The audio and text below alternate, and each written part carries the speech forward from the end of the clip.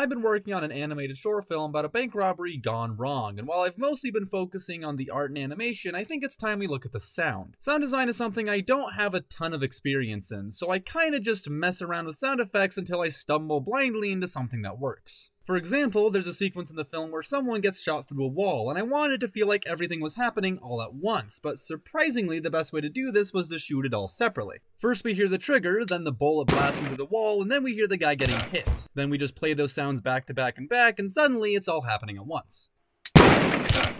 I'm particularly proud of when he gets hit, since I layered a bunch of different sounds, from snapped celery to broken branches, followed by the sound of him grunting in pain and hitting the ground. I just think it sounds good. Anyway, be sure to follow my account for updates, or else I'll snap you in half like a piece of celery.